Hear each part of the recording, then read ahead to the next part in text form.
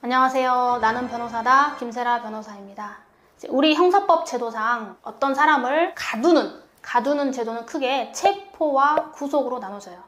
체포와 구속으로 나눠지는데 일반인들은 그걸 잘 구별을 못해서 일단 잡혀갔다 그러면 다 구속됐다 라고 생각을 하거든요. 근데 엄밀하게 완전히 다른 개념입니다. 오늘은 체포 중에서 긴급 체포를 설명할 건데, 자, 체포든 구속이든 현대 문명사회에 아무리 범죄를 저질렀다고 해도 갑자기 이 사람을 가둔다는 거는 굉장한 제한이기 때문에 헌법에 의해서 법관이 발부한 사전 영장이 반드시 필요해요. 그것이 원칙인데, 예를 들어서 지금 너무 급한 거예요. 영장을 받으려면은 시간이 걸려요. 근데 사람 죽이고 막 도망가는 게 내 눈앞에 보이는데 영장 받아와야 돼서 못 잡는다는 것도 말이 안 되잖아요. 그래서 현행범인 체포와 긴급 체포의 경우에는 그 특수성을 감안해서 일단은 잡자, 영장 없어도 잡아놓고 나중에 영장을 받을 수 있는 그런 거를 허용하고 있어요. 이게 헌법에도 나오고 그 헌법 정신을 그대로 형사소송법에서도 반영하고 있습니다. 그래서 여러분, 긴급 체포는 보통 경찰 단계에서 분명히 수사관이 저기 선생님 고소 당하셨으니까 조사 받으셔야 됩니다 라고 전화도 하고 문자도 하고 여러 가지로 연락을 하는데, 연락을 안 받는다거나 아니면 약속을 정해놓고 계속 안 와요. 오늘 오후 2시에 조사를 받기로 했는데 안 와. 그 전화했더니 전화 안 받아. 그리고 그 다음날 전화했더니 또 안 받아. 이런 식으로 통상적으로 어느 정도 소환에 이미 응해야 하는 횟수를 넘어가는 정도 연락을 했음에도 불구하고 연락이 안 된다거나 조사 일정을 자기 마음대로 약속을 어긴다거나 그런 경우에 사실 긴급체포 되는 경우가 많아요. 자, 긴급체포 요건은 세 가지입니다. 세 가지. 범죄의 중대성, 체포의 필요성, 체포의 긴급성. 첫 번째, 범죄의 중대성이라는 것은 피의자가 사형, 무기 또는 3년 이상의 징역이나 금고의 형에 해당하는 죄를 범하였다고 의심할 만한 사유가 있어야 된다. 물론 그 사람이 무슨 죄가 성립할지는 좀 조사를 해서 나중에 재판 가서 판단할 사항이지만, 적어도 그 체포를 할 당시에 수사기관의 합리적인 판단으로 중한 죄다라는 걸 알 수 있을 정도여야 된다는 걸 뜻해요. 그 다음에 체포의 필요성. 체포의 필요성이라는 것은 이 사람이 증거를 인멸할 염려가 있거나 도망하거나 도망할 염려가 있어야 된다는 걸 뜻해요. 요거는 여러분 구속 사유하고 같습니다. 그래서 긴급 체포를 할 때도 적어도 구속할 사유가 있어야 된다. 여러분, 여기서 제가 하고 싶은 말이, 가끔 뉴스에 흉악법이나 정치범죄들 관련해서 구속영장이 발부가 기각됐다 이런 뉴스가 나오면 댓글을 보면 난린 거예요. 이래서 판사들은 안 된다. 저렇게 나쁜 놈을 왜 구속을 안 시키냐 이런 얘기가 나오는데, 구속 사유는 이놈을 풀어주면 도망을 가버리거나 증거를 인멸할 염려가 있어야 돼요. 그래서 수사를 좀 이렇게 원만하게 하기 위해서 하는 거지, 죄를 지었냐 안 지었냐의 판단을 기소 전에 구속 사유 여부에 판단하고 일치시키지는 않습니다.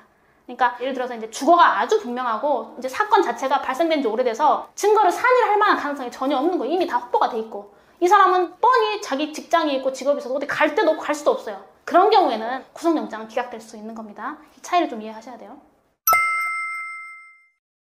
그 다음에 체포의 긴급성이라는 거는, 당장 지금 내 눈앞에 사람이 지금 도망가고 있기 때문에 판사한테 영장을 받고 있으면 얘를 놓쳐. 그런 정도의 긴급성, 이런 경우를 뜻해요. 그래서 예를 들어서 경찰이나 검찰에서 조사를 하겠다고 소환 통보를 했더니 이분이 정해진 일정에 나왔습니다. 피의자든 참고인은 나와서 열심히 조사를 받고 있어요. 그러면 긴급성은 없는 거예요. 몇 년 전에 판례인데 변호사 사무실 사무장이 어떤 사건에 연루가 돼가지고 참고인으로 조사를 받았는데, 그 과정에서 조사를 받고 있었는데 갑자기 검사가 그 사무장을 긴급체포하겠다고 한 거예요. 그러니까 옆에서 보고 있던 변호사가 어이가 없잖아요. 어이가 없어서 지금 뭐 하시는 겁니까? 라고 제지를 하면서 검사하고 몸싸움이 있었어요. 그래서 검사가 좀 다쳤어. 요게 공무집행 방해죄가 되느냐가 여부가 쟁점이 됐는데, 이때 이 검사가 한 긴급체포는 긴급체포 요건을 갖추지 못한 위법한 긴급체포이기 때문에 그에 대항해서 어떤 폭행이나 협박이나 상해가 있었다고 하더라도 그것을 공무집행 방해죄로는 처벌할 수 없다. 이게 유명한 판례입니다. 여튼 긴급체포는 긴급한 상황이어야 됩니다. 그러니까 일단 영장 없이 잡아라. 사람을 일단 잡자. 요게 긴급체포고요. 그 다음에 긴급체포에 있어서 여러분이 또 주의해야 될 점은, 정말 저 이런 전화 많이 받거든요. 변호사님, 지금 제 친구 아들이 잡혀갔어요. 경찰서 유치장에 잡혀갔는데 이거 어떻게 해야 됩니까? 구속된 것 같아요. 일단 그거는 구속일 가능성보다는 긴급체포나 현행범인 체포 또는 체포영장에 의한 체포, 즉 체포일 가능성이 많아요.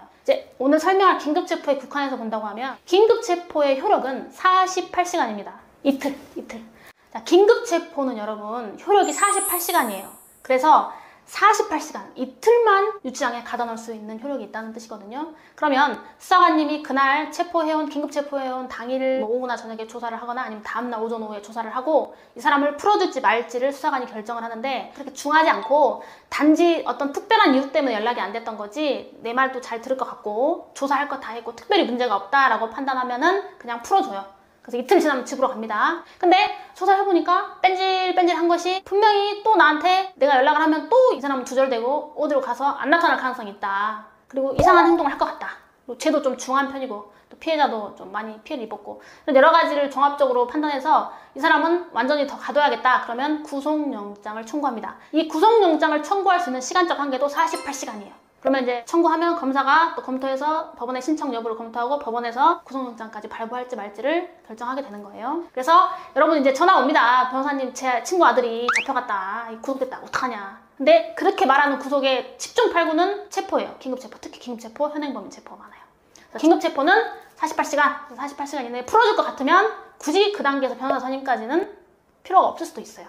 자, 그리고 마지막으로 긴급체포를 했는데 48시간 이내에 구속영장을 청구하지도 않았고 또 구속영장 청구를 했는데 법원에서 영장을 발부하지 않은, 영장이 기각된 그런 경우에는 영장 없이는 동일한 범죄 사실에 관하여 다시 체포하지 못한다.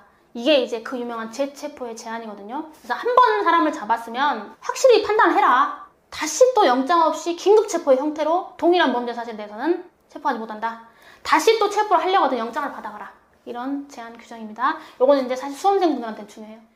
자, 오늘 이제 영장주의 예외 중에 유명한 긴급체포를 한번 정리를 해봤습니다. 오늘도 이렇게 시청해주셔서 대단히 감사합니다. 구독과 좋아요 꼭 눌러주세요.